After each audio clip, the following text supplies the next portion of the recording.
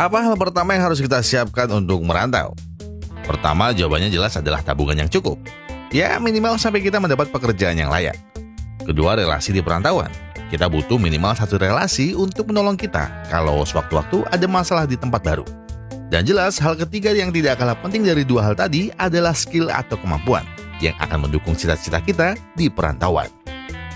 Masa ada orang ngerantau tapi nggak punya tiga hal tadi? Loh. Jawabannya ada. Orang nekat dan bodoh itu bernama Legise. Tapi karena mukanya mirip teman saya, kita panggil aja Yogi. Tabungan?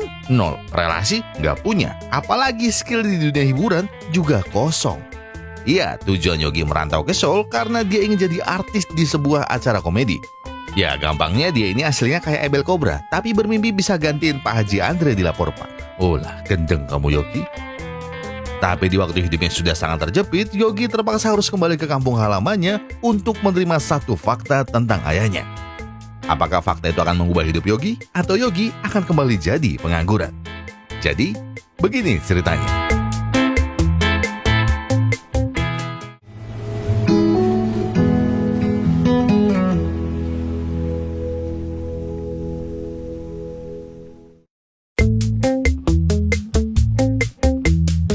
Dari kecil, hidup Yogi cuma berisi 3 hal. Ibunya yang sakit-sakitan, ayahnya yang tiba-tiba menghilang, dan seekor sapi.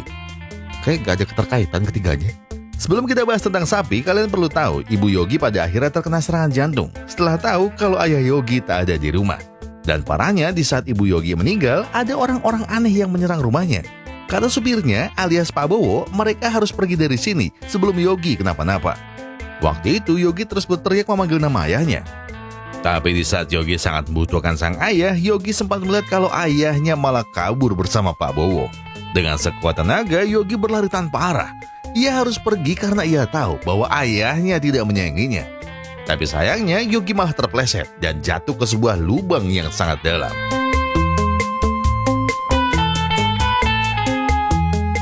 Untungnya, Yogi kecil masih selamat setelah polisi menemukannya. Dan singkatnya, Yogi ternyata bisa daftar SMA setelah ia masuk panti asuhan di Seoul. Tapi sayangnya, nasib Yogi tak kunjung membaik. Di SMA itulah Yogi sering dibully teman-temannya karena ia dianggap sebagai anak pembawa sial. Sebenarnya dia punya sahabat bernama Tagyu yang selalu membelanya. Namun gara-gara orang tua Tagyu melarangnya berteman dengan Yogi, alhasil Yogi tetap sendiri di SMA. Meski begitu, ternyata ada satu wanita yang diam-diam menyukai Yogi. Namanya adalah Yongsim, seorang ojol yang selalu memperhatikan Yogi dari luar SMA. Di sana, Yongsim lah yang selalu mengantar makanan kalau Yogi lapar. Dia tak masalah kalau Yogi masih sekolah dan tidak punya apa-apa. Yongsim percaya kalau Yogi pasti bisa jadi artis di Seoul. Kayaknya kalau dilihat dari mukanya, alah janganlah cik. Selain menghabiskan waktu di SMA, tak jarang Yongsim selalu mengajak Yogi untuk makan bersama di kosnya. Sebenarnya Yogi sudah menyuruh Yongsim untuk melepas helmnya. Tapi karena Yongsim pemalu, dia bilang dia ingin berduaan memakai pengaman. Berduaan memakai pengaman, oke nggak salah. Karena Yogi tidak peka dengan kodenya, Yongsim lah yang harus melepas helmnya untuk.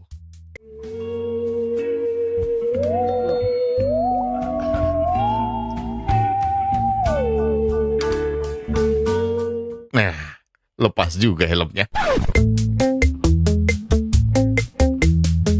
Singkat cerita, ternyata hubungan Yogi dan Yongsim harus berakhir setelah Yogi lulus SMA. Ia pun iseng ingin kembali ke rumah ayahnya. Dan lagi-lagi yang ada di sana hanyalah Pak Bowo. Sebenarnya niat Yogi hanya ingin menunjukkan ijazahnya kepada sang ayah. Namun kenyataannya sang ayah masih tidak peduli dengannya. Di sana Pak Bowo cuma bisa memberikan uang dari ayah Yogi tanpa pernah memberitahu di mana keberadaan ayahnya. Dan di saat yang sama Yogi harus meninggalkan kampung halamannya untuk pergi ke kota sendirian. Gara-gara Yogi tak pernah pergi ke Seoul, Yogi jadi tak tahu seberapa kerasnya persaingan di industri itu. Karena ia hanya lulusan SMA, Yogi otomatis tak pernah dilirik produser untuk tampil di acara komedi. Kata asisten produser, Yogi masih bisa jadi penonton bayaran seperti yang lain. Namun karena ruangan produser tepat di belakangnya, ia pun beranikan diri untuk masuk ke sana. Ada apa? Tanya produsernya. Dengan jujur, Yogi bilang bahwa dia ingin bekerja sebagai artis komedi. Tanpa melirik ke arahnya, produser itu cuma bertanya, memangnya apa yang Yogi bisa? Nah, karena Yogi sangat menyukai sapi, dia mengaku bisa menirukan suara sapi, tapi nggak fals sama sekali. Cok, bukannya hal yang spesial, Yok. Terus yang lainnya apa? Lanjut sang produser bertanya. Aku bisa jadi karakter Yono, jawab Yogi dengan bangga. Dari muka sih memang mirip, tapi sayangnya nasib Yogi masih belum beruntung. Alias, dia cuma disuruh untuk meramaikan acara itu. Ya Allah.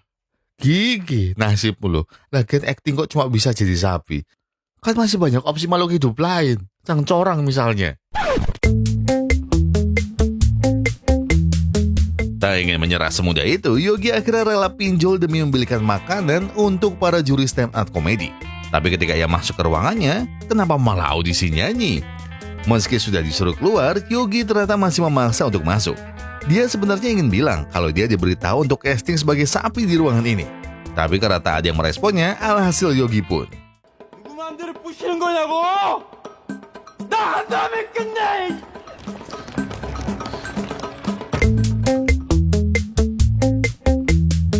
Gara-gara kenekatan Yogi, otomatis semua orang TV jadi mendatanginya.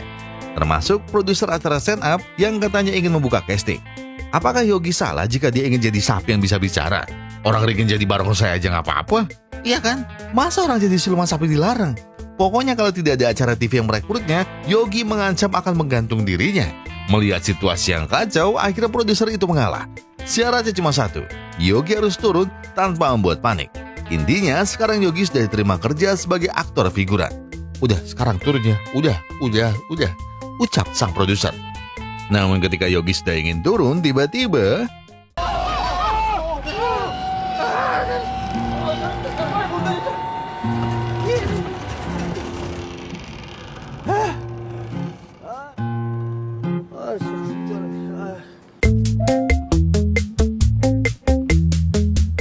baru aja diterima kerja, tapi gara-gara Yogi membuat panik, dia malah langsung dipecat malam itu juga. Belum lagi di saat ia diam-diam kembali ke kos, dia malah ditagih uang bulanan. Katanya merantau, tapi sampai kapan Yogi mau menunggak kos? Jika besok Yogi belum melunasinya, Yogi harus siap-siap angkat kaki. Tapi kalau kesempatannya cuma besok, Yogi pun berjanji akan segera bayarnya. Ya walaupun limit pinjolnya sudah habis, Yogi akan coba kembali ke stasiun TV kemarin.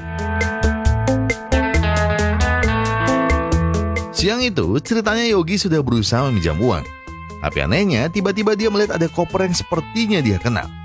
Ya benar, ternyata itu memang kopernya yang telah dibuang oleh ibu kosnya. Karena sudah tak punya siapa-siapa, Yogi pun menghubungi teman lamanya di kampung. Dia minta tolong agar dia boleh menginap di rumahnya. Namun sayangnya, temannya pun baru saja di PHK. Di tengah kondisinya itulah, tiba-tiba ada seorang polisi yang menelponnya. Awalnya Yogi mengira kalau dia akan ditagih soal pinjol, tapi dia salah. Karena sebenarnya polisi itu ingin memberitahu bahwa 전화로다가 이런 말 전하기가 좀 그런데 이팔철 씨가 죽었구만요. 여보세요? 이기세 씨?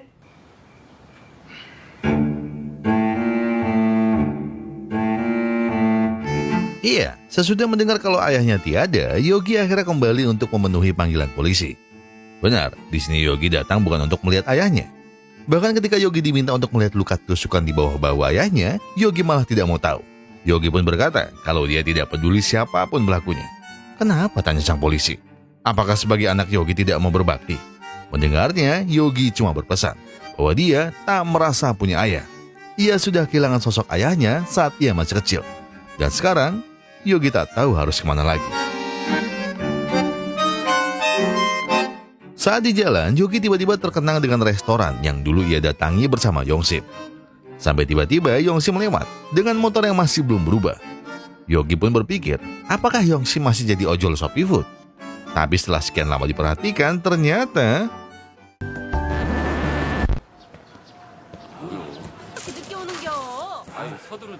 udah pengangguran, gak punya uang, perut keroncongan. Alhasil, Yogi memutuskan untuk menunda rencananya kembali ke kota. Dia pun segera kembali ke rumah lamanya, yang ternyata tak ada siapa-siapa di sana. Saat melihatnya, otomatis Yogi berpikir bahwa dia mungkin bisa tinggal di sini sampai dia bekerja lagi. Namun belum lama dia memejamkan mata, tiba-tiba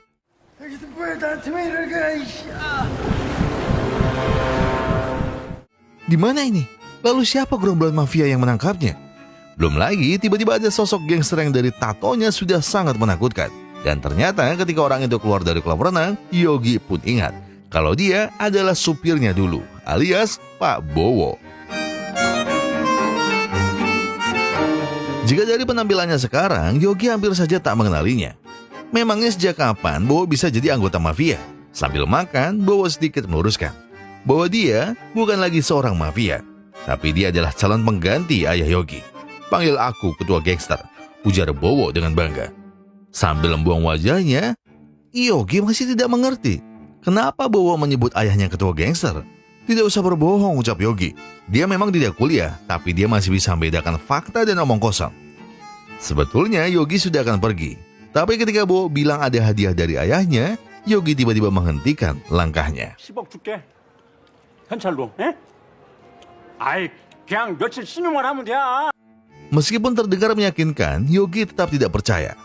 Apa itu 8 naga? Jangan terlalu diginiin banget, Mas, ucap Yogi. Sekali tak percaya, Yogi tidak akan mau kembali jika itu adalah tentang ayahnya. Setelah menyangkal ucapan Bowo, kini Yogi lebih mirip gelandangan daripada anak seorang gangster. Dan di saat itulah, tiba-tiba ia justru bertemu lagi dengan sahabat SMA-nya, Tagyu. Tahu kalau Yogi seperti orang susah, akhirnya Tagyu ingin membelikan kopi untuknya. Di sana, Tagyu bertanya, apakah Yogi sudah jadi artis seperti impiannya? Karena merasa malu, Yogi hanya berkata kalau dirinya masih libur dari TV. Jika dibandingkan dengan Yogi, Tagyu ternyata sudah sukses menjadi pemilik bengkel di desa ini. Dan sekali lagi, Yogi ada di desa ini, Tagyu pun bertanya, apakah Yogi mau reuni bersama 3 sahabat mereka dulu? Daripada Yogi kembali ke kota, ia pun mengiyakan ajakan Tagyu. Seperti dugaannya, ternyata 3 sahabatnya yang lain juga sudah sangat sukses. Ada Tony yang suka berburu, ada Raka yang punya usaha rumah duka, dan ada pula Andre yang punya studio foto. Tiga-tiganya kayak berhubungannya, tapi ya sudahlah. Terlepas dari kondisi mereka yang jadi lebih baik, Yogi merasa ada yang aneh dari mereka bertiga. Kalau minta foto sih mungkin wajar karena mereka jarang ketemu. Tapi kenapa mereka sampai minta tanda tangan Yogi? Belum lagi mereka tiba-tiba jadi sangat baik dengan mentraktirnya malam itu. Sambil menyanjung Yogi, Tony langsung bertanya, apakah Yogi sudah masuk ke dalam anggota 8 naga? Tunggu dulu, bentar. Kenapa ucapan Tony sama seperti Pak Bowo? Jadi daripada Yogi terus kebingungan, Tony akhirnya menceritakan siapa ayah Yogi yang sebenarnya. Nama ayah Yogi adalah Lee Palchul, seorang ketua dari gangster paling ditakuti bernama 8 Naga. Suatu hari ada satu anggotanya yang ingin memisahkan diri dari 8 Naga. Namanya adalah Sungbong. Bersama anak buahnya, ia ingin menantang ayah Yogi untuk melihat siapa yang terhebat di antara mereka. Karena ayah Yogi bijaksana, ia tidak mau ada korban dari anak buah mereka. Maka ia pun ingin adu pisau berdua di atas komedi putar.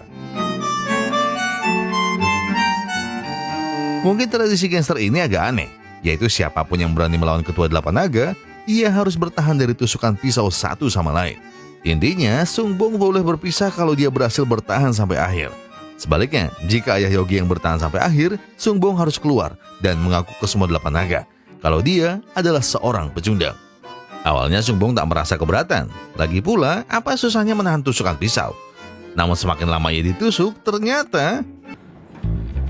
어떻게 한 바퀴 더요? 뭘 더 돌아요. 시간이 이렇게 그냥 철철 나는데 항복이 항복.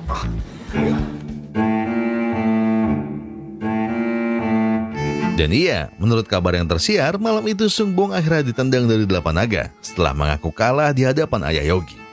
Di sana pula, Bowo dan anak buah ayah Yogi sangat bahagia, sebab nama gangster mereka akan semakin terpandang.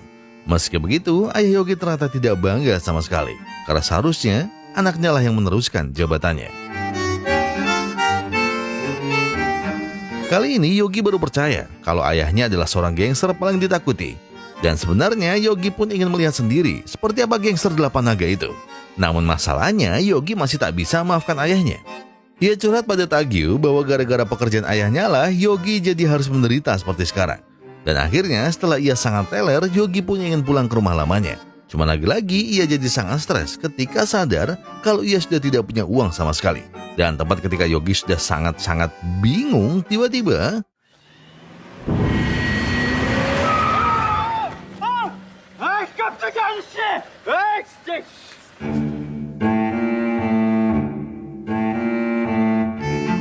Gara-gara tak sengaja menabrak Yogi, sopir itu hendak minta maaf. Tapi saat Yogi sadar kalau dia adalah Yongsim, Yogi malah pingsan lagi. Di rumah sakit, Yongsim memberitahu kalau Yogi tak usah menyingkirkan biayanya. Yang penting Yogi harus sembuh dulu.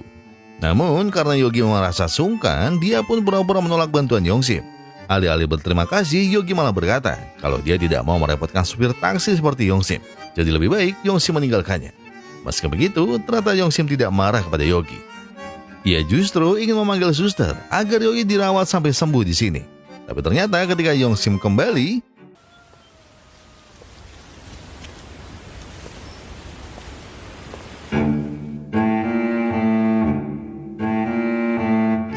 ya, karena tak mau merepotkan Yongsim, Yogi ternyata ingin pulang hari itu juga.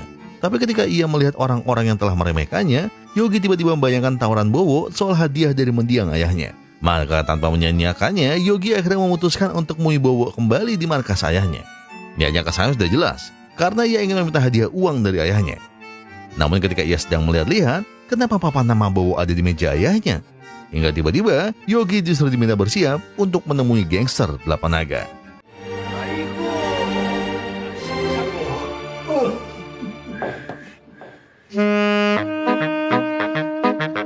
Kalau di negara sebelah ada istilah 9 naga, gangster Korea ini disebut 8 naga. Tapi karena Sung Bong sudah keluar, ditambah ayah Yogi sudah tiada, otomatis jumlah mereka tinggal berenam. Kalau Yogi mau uang $2 juta itu, Yogi harus menemui mereka. Dan syaratnya, Yogi harus mau menjadi ketua gangster yang baru.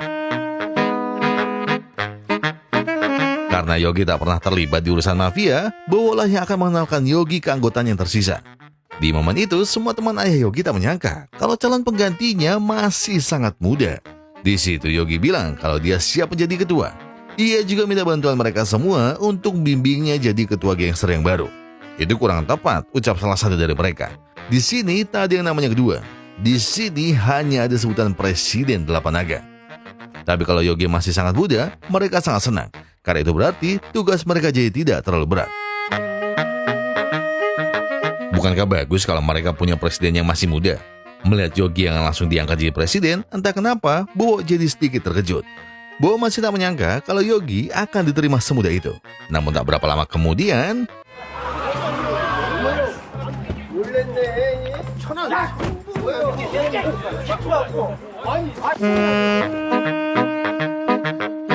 mereka semua tentu heran dengan kedatangan Sung Bong. Bukankah Sung Bong sudah berkhianat? Dan siapa sangka yang paling marah dari mereka justru adalah Bowo. Tanpa tedeng aling-aling, Bowo langsung menuduh Sung Bong sebagai dalang dibalik tewasnya ayah Yogi. Sambil mendodongkan pisau tanpa balutan kain, Bowo menyuruh mereka untuk menangkap Sung Bong. Akan tetapi, mereka semua tahu kalau ayah Yogi melarang pisau polos seperti itu. Jadi lebih baik Bowo menarik lagi pisau itu. Setelahnya, Sung Bong langsung diinterogasi. Apakah tuduhan Bowo benar kalau dia sudah menghabisi ayah Yogi? Jelas saja Sung Bong menyangkalnya. Justru mereka harus curiga dengan orang terdekatnya, alias Bowo. Apakah mereka lupa kalau ayah Yogi ditemukan tak bernyawa di rumahnya sendiri? Udah, ucap salah satu anggota. Daripada mereka saling menuduh, bagaimana kalau mereka bertanya kepada Presiden 8 Naga yang baru? Tak mau terlihat bodoh, Yogi pun segera mencari ide. Karena dia belum pernah menghabisi orang, tentu Yogi tak tahu siapa yang bersalah di antara mereka. Jadi dia pun segera menelpon polisi. Respon para mafia, ia tentu sangat unik. Kenapa Presiden gangster malah menelpon polisi? Namun siapa sangka, cara Yogi justru berhasil mengusir Sung Bong. Dari situlah Bowo langsung memberitahu mereka kalau pelakunya pasti lari. Alih-alih mendengarkan Bowo, mereka justru salut dengan ide jenis Yogi.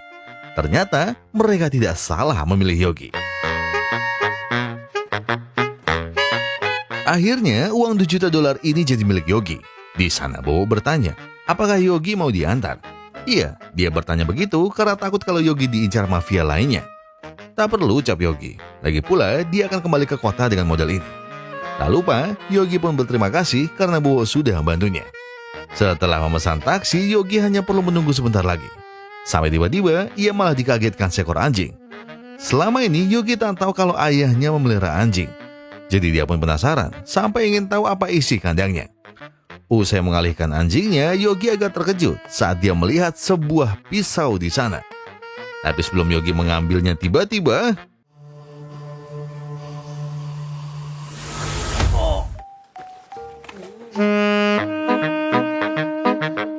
Detik itu juga Yogi langsung pingsan. Tapi sebelum itu dia sempat melihat tato di tangannya. Dan anehnya penjahat itu justru menutup pintu kamar Yogi dari dalam. Disitulah sang penjahat ingin menghabisi Yogi dengan asap. Seolah-olah ada kebakaran. Hingga di saat bersamaan ternyata Yongsim sudah ada di sana untuk menjemput Yogi. Namun karena Yogi tak kunjung menjawab, jadi Yongsim pun segera masuk ke sana tanpa tahu bahwa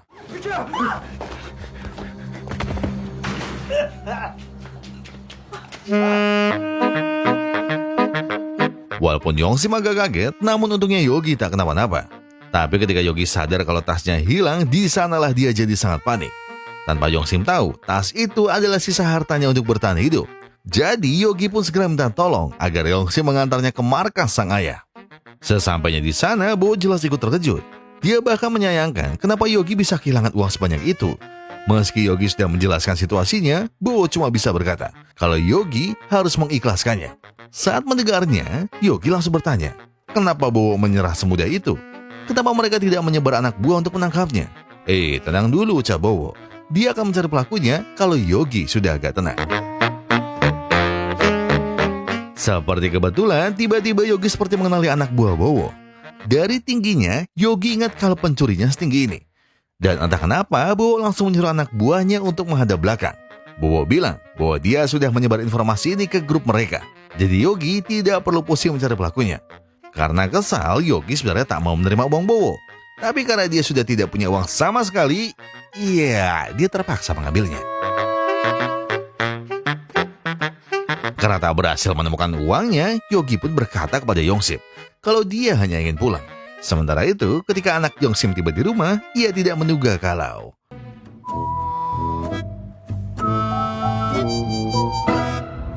Yogi tidak salah lihat. Anak perempuan itu ternyata adalah anak Yongsim.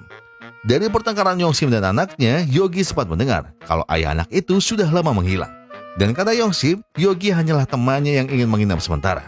Yongsim pun berjanji pada anaknya, besok kalau Yogi sudah punya uang, pasti dia akan pergi.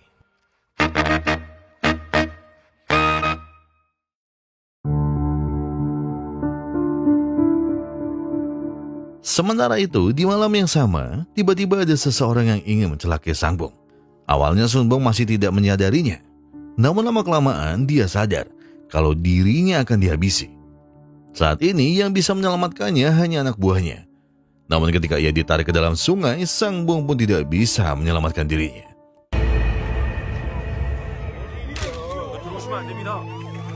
Tak butuh waktu lama, ternyata kabar kematian Sangbong langsung membuat gempar 8 naga. Begitupun saat Yogi mengetahuinya. Ia segera mendatangi pemakaman itu untuk berbelasungkawa sekaligus mencari seseorang dengan tato waktu itu. Saat sahabat Yogi melihatnya, dia pun langsung menghubungi Tony. Ketika tahu kalau Yogi ada di sana, Tony agak khawatir. Sebab tak biasanya Yogi hadir di acara para gangster. Tapi semoga saja Yogi tidak apa-apa. Begitu ia sampai di markas ayahnya, Yogi ingin memberitahu Bowo kalau dia masih belum menemukan pencurinya. Namun anehnya, kenapa Bowo seperti menyembunyikan sesuatu? Sambil berusaha menenangkan Yogi, Bowo berkata kalau ia harus mencurigai anggota 8 naga yang lain. Sebab bisa saja merekalah pencurinya. Tak ada, ucap Yogi. Dia sudah memastikan di pemakaman Sangbong. Kalau begini terus, Yogi ingin agar anak buahnya yang bergerak. Tapi di waktu ia melihat ke arah cermin ternyata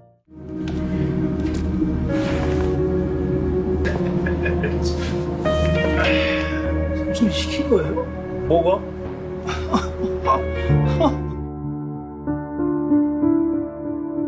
Iya, ternyata firasat Yogi benar. Dari awal Yogi sudah curiga ketika Bowo memberinya $2 juta secara cuma-cuma.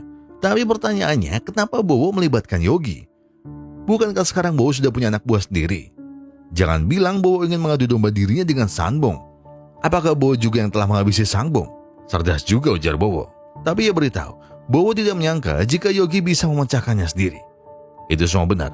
Aku bisa menghabisi kalian sekaligus, tapi uang 2 juta itu telah digunakan untuk membayar mafia lainnya yang telah melenyapkan Sangbong. Pergilah sekarang, sebelum terlambat. Dan kali ini, aku tidak akan memakai asap untuk menyekapmu. Ya, ternyata dalang dari semuanya memang Bowo dan anak buahnya.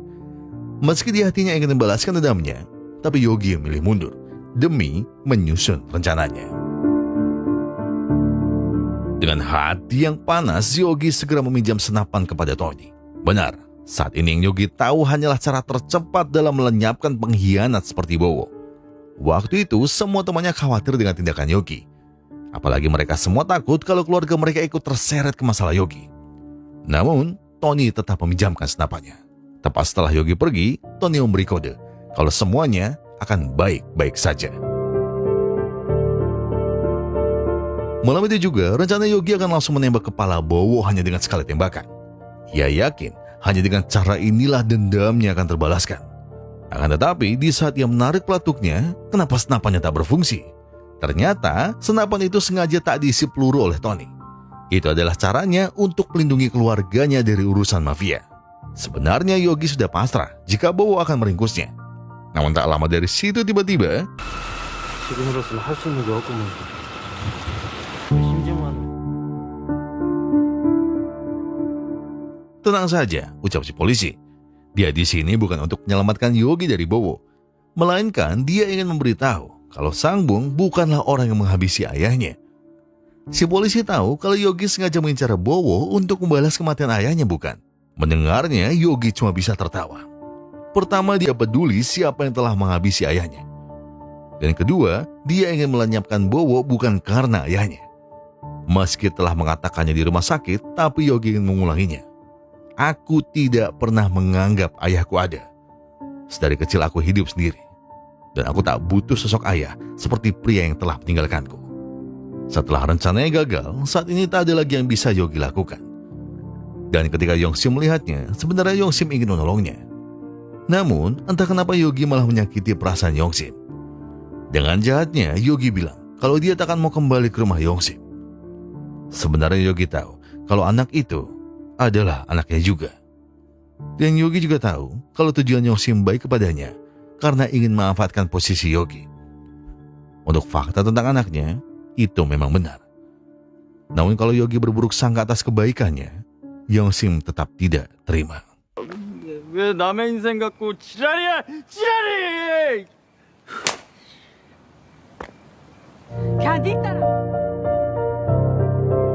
Yongsim tahu. Dia tahu kalau dirinya bukan wanita yang cantik dan sempurna untuk Yogi. Namun bukan berarti Yogi bisa menilainya buruk. Asal Yogi tahu, dari dulu dia yang membesarkan anak mereka. Yongsim juga yang lebih memilih untuk tidak mencari Yogi.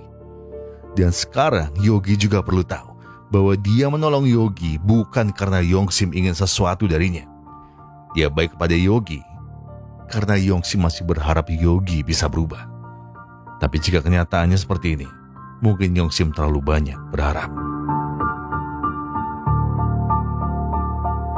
Setelah semalaman bertengkar dengan isi kepalanya, esoknya ternyata ada Tagyu yang ingin menyapa Yogi.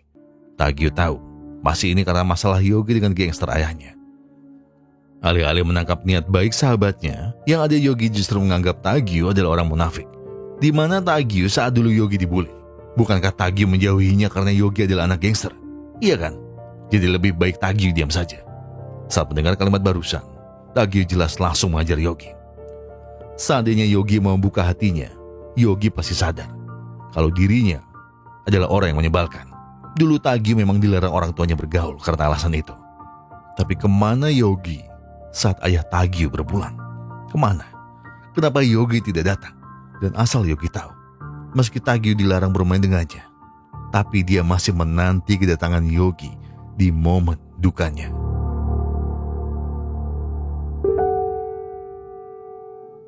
Setelah ditampar banyak masalah, Yogi jadi sadar bahwa dirinya memang sangat menyebalkan.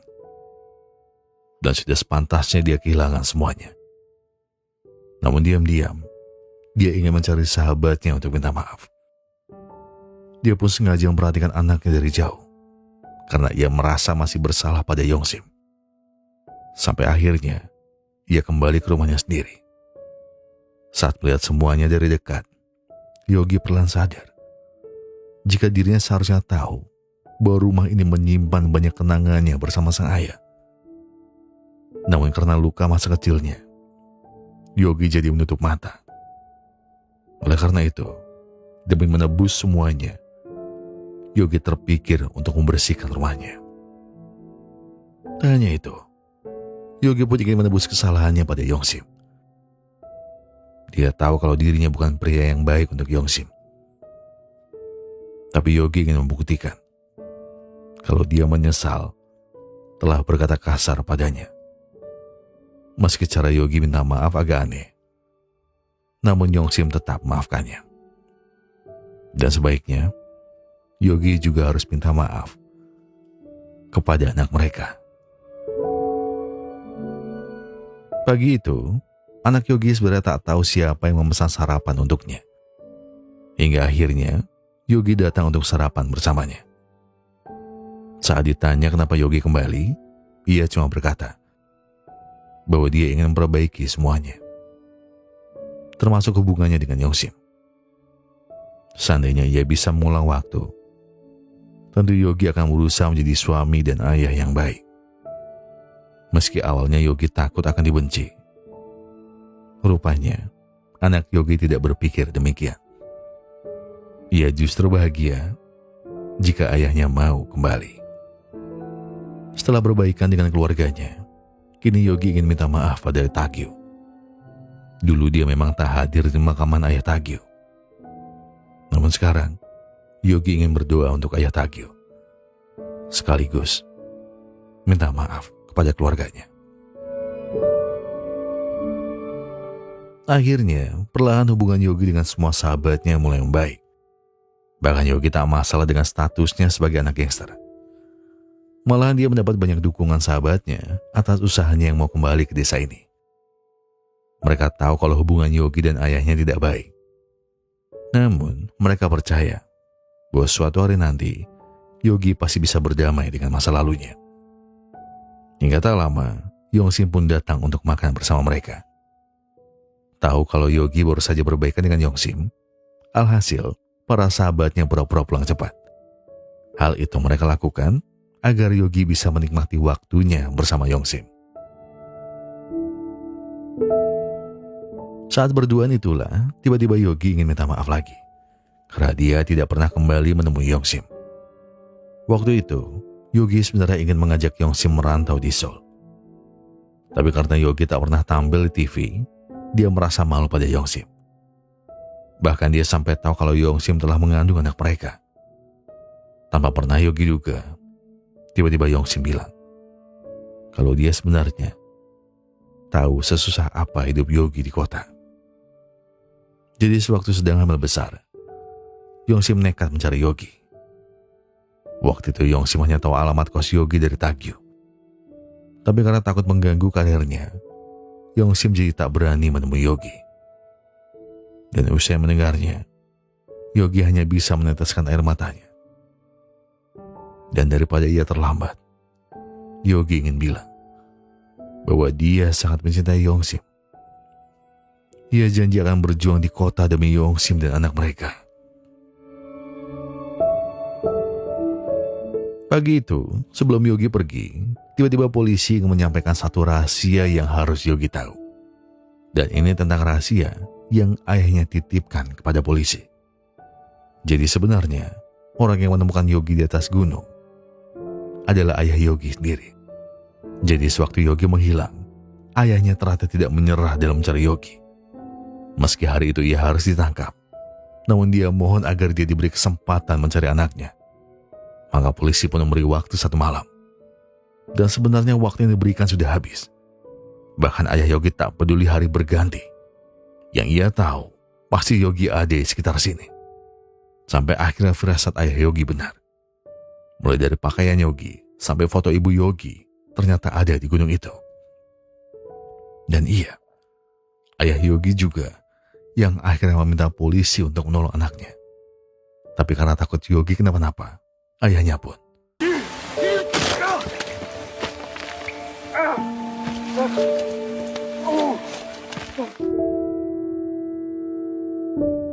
kalau Yogi pikir pengorbanan ayahnya sebatas itu, maka Yogi keliru. Dia harus tahu bahwa ayahnya rela melompat ke dasar jurang itu demi Yogi. Meski Yogi tak bisa merasakannya, tapi waktu itu ayahnya lah yang telah mengeluarkan Yogi dari sana sendirian.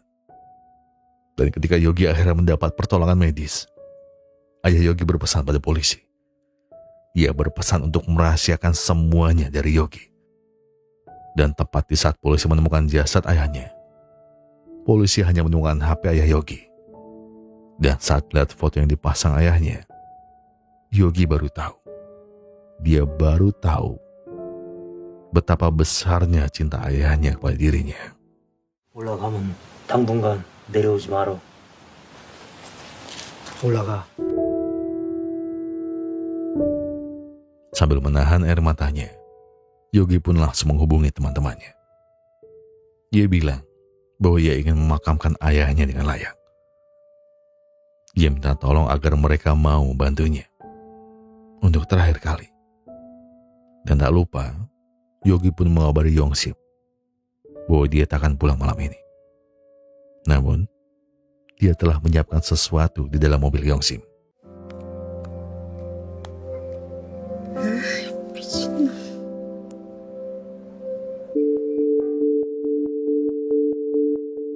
Di momen terendahnya ini, Yogi ingin berterima kasih atas bantuan para sahabatnya. Seandainya Raka tak menyediakan rumah duka ini, mungkin Yogi tak tahu harus memakamkan ayahnya di mana. Dan berkat bantuan Tagyu, Tony dan Andre, akhirnya ayahnya bisa tersenyum dari atas sana. Yogi yakin pasti ada banyak orang yang merasa kehilangan sang ayah. Usai mendoakan ayah Yogi, Raka berniat untuk memandikannya. Tapi di saat itulah ia bertanya, apakah Yogi tahu kalau ayahnya ditusuk 2 kali? Saat mendengarnya, Yogi sepertinya tahu siapa orang yang telah menghabisi ayahnya.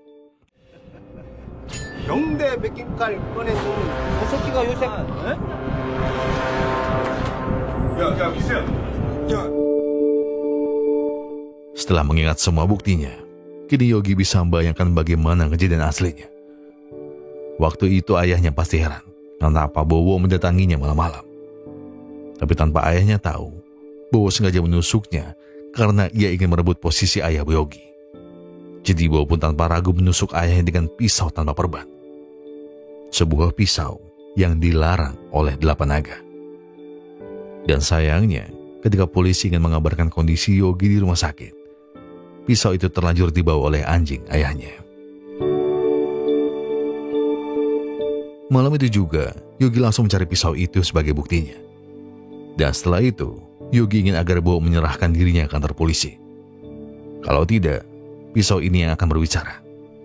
Tahu kalau Yogi tidak main-main, Bowo pun minta agar mereka berdamai.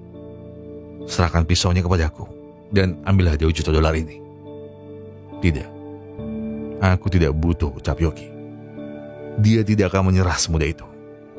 Sekali Bowo menghancurkan hidupnya, Yogi tak akan tinggal diam. Dan jika Bowo ingin selamat, Yogi akan menunggunya di pasar malam.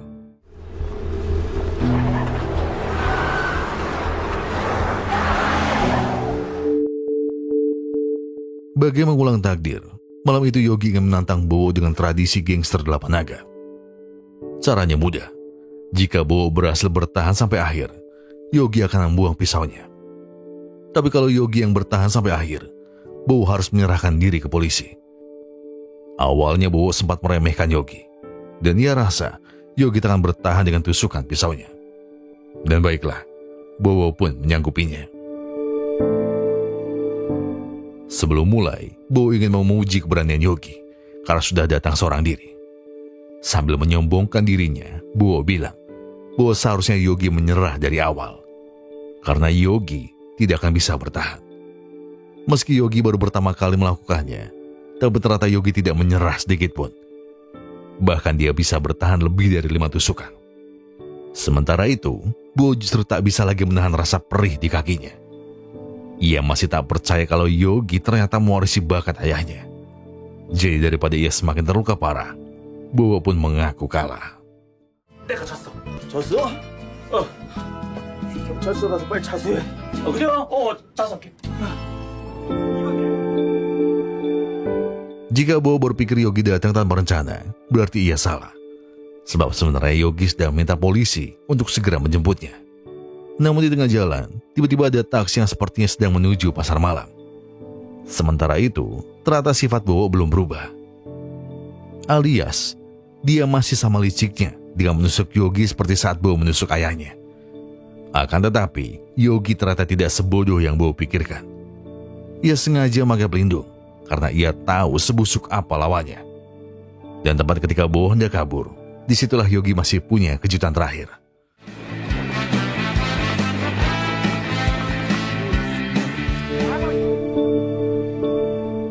Dan iya, siapa yang menyangka bahwa Yogi telah meminta 8 naga untuk melindunginya dari pengecut seperti Bowo. Di sana Bowo tidak bisa kabur lagi. Tapi dikala ia punya kesempatan, Bowo pun segera masuk ke dalam mobil untuk kabur. Dan tepat di waktu Yogi hampir terlambat, ternyata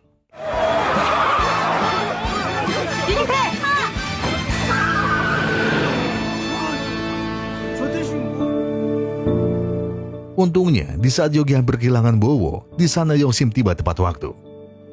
Sekarang mereka harus mengejar Bowo atau uang peninggalan ayah Yogi akan raib seketika. Awalnya tak ada yang percaya kalau taksi Yongsim bisa melaju dengan sangat cepat.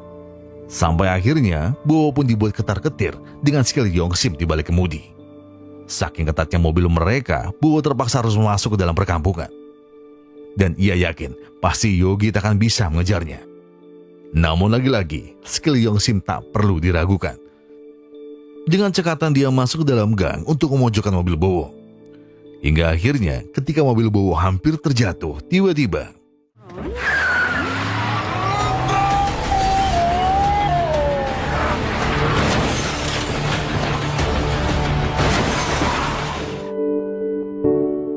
saat ini adalah kesempatan Yogi untuk merebut kembali haknya. Yongsim pun berkata agar Yogi tidak usah pedulikannya. Jadi sembari Yongsim menelpon polisi, Yogi harus mengejar Bowo bagaimanapun caranya. Maka walaupun Yogi harus terjatuh dan babak belur, tapi intinya Yogi tak akan biarkan Bowo kabur begitu saja. Meski Yogi hampir kalah dalam pertarungan itu, ternyata ia masih bisa bertahan demi menangkap Bowo. Ketika Yogi terus mengejarnya, yang ia pikirkan hanya pengorbanan ayahnya. Jika dulu ayahnya rela mati demi dirinya, sekarang Yogi pun akan melakukan hal yang sama.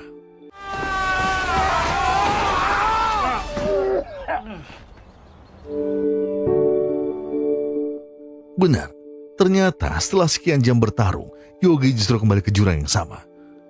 Meski ia tak tahu kenapa akhirnya harus begini, Yogi cuma membayangkan seandainya ayahnya masih ada di sini. Jika bayangannya nyata, Yogi hanya ingin minta maaf karena tak sempat memeluk sang ayah. Yogi juga minta maaf karena telah membuat ayahnya mengira kalau Yogi membencinya. Dan tak kenapa, bayangan ayah Yogi malah tersenyum kepadanya. Ayah tahu bahwa menjadi dirimu tidak mudah sama sekali. Maafkan ayah juga. Maafkan ayah karena ayah tak bisa mendukungmu menjadi seorang artis. Tapi pesan ayah cuma satu. Tolong bahagiakan orang-orang di sekitarmu. Dulu ayah sering membuat banyak orang menangis. Tapi sekarang, ayah percaya bahwa kamu bisa membuat orang-orang tertawa. Meski itu cuma bayangannya, tapi Yogi berjanji akan mewujudkannya. Usai mengalahkan Bowo dan menyerahkannya ke polisi, Yogi terpaksa dirawat untuk sementara waktu. Dan kata sahabatnya, Yogi tak perlu memikirkan uang $2 juta. Sebab uang itu telah diamankan oleh anggota 8 naga. Untuk sejenak, Yogi berpikir usahanya di sini sudah selesai. Sampai akhirnya Yongsim memberitahu kalau Yogi ternyata berhasil menarik perhatian produser TV. Yogi pun bertanya, apakah gara-gara dia berhasil mengalahkan Bowo? Bukan karena itu. Lalu karena apa? Setelah ini, Yongsim akan memberitahunya. Tapi, apakah Yogi tidak mau melepas rindu di antara mereka? Sekalian lepas baju kalau bisa.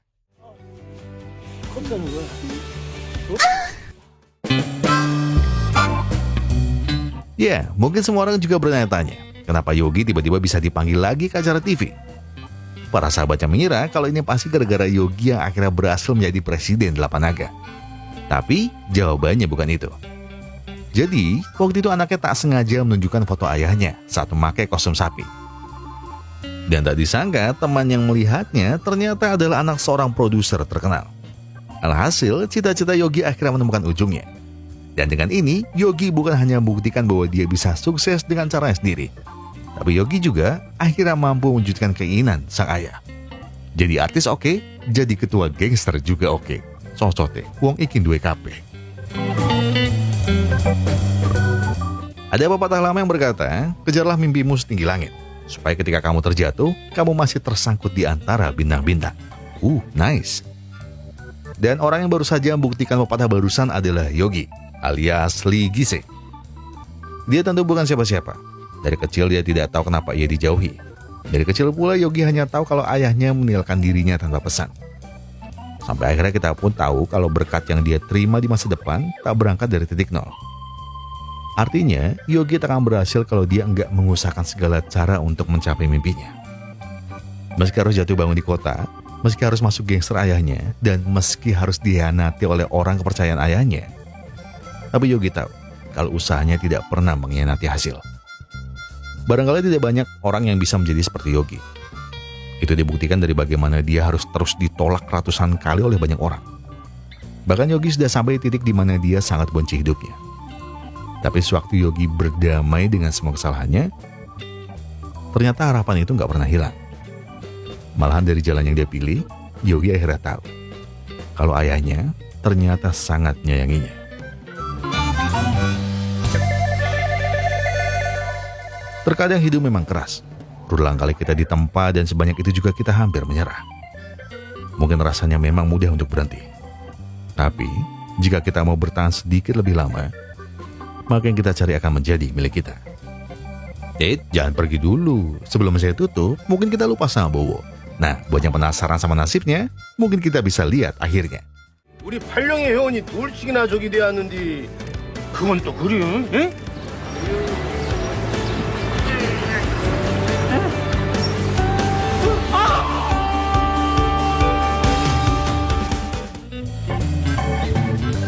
Saya Gogon dan sekendarnya Booster Big Glory mengucapkan terima kasih. Terima kasih buat yang sudah menonton video sampai habis. Terima kasih buat yang sudah memberikan like, memberikan komentar, subscribe dan juga mencet tombol thanks ya.